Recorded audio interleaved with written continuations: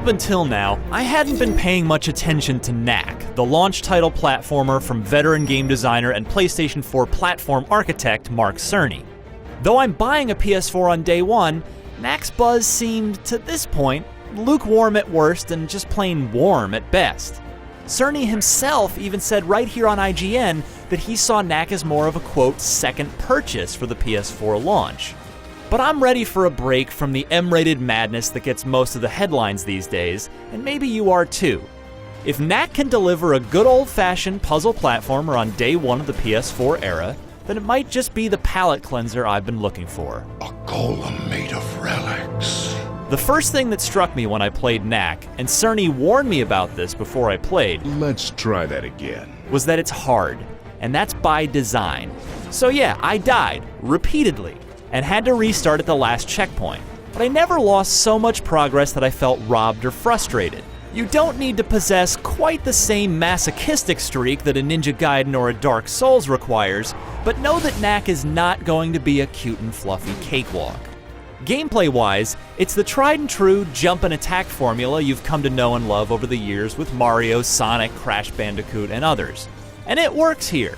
Choosing what order to attack the bad guys in, along with deciding when and which of your special attacks to deploy after you've built up enough crystals to power them, will have you keeping a firm grip on the DualShock 4 at all times. The demo skipped around the early chapters of the campaign, and I appreciated the variety that's clearly baked in. Sometimes Knack is tiny and has to be very careful against much stronger opponents, which is everyone at that point. And other times you're so huge that you can just Hulk smash everything and feel unstoppable. It was a potent mix of vulnerability and sadism that will hopefully serve the full game well. Visually, there's no question that this is a PS4 game. One look at Knack himself and the crazy detail each of his pieces boasts will convince you of that. The cutscenes, featuring Knack's young keeper as well as his uncle and an older friend, are almost Pixar-looking. It's time to wrap this up and go home. We're certainly not going to learn anything more by standing around up here. Hopefully their story will keep me interested, though I only saw a few out-of-context bits and pieces. Who are you?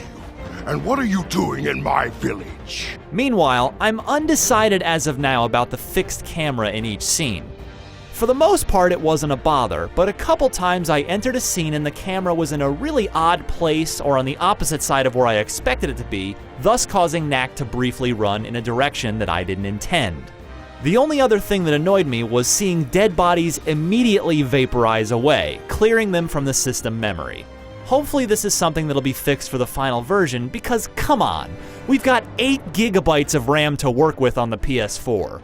We can afford to leave the corpses of the bad guys on the ground until we leave the scene, right?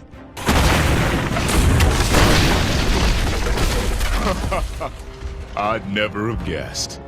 Let's hope it's sturdier than it looks, or this'll be a quick fight. At the end of my demo, I wanted to play more, and that's always a good sign. Cerny might be right in that Knack might be best as a, quote, second purchase, but there's no reason to think of that as a bad thing. Being the 18th or 19th purchase, that's a bad place to be. For more on Knack, you're already in the right place. IGN. Knack!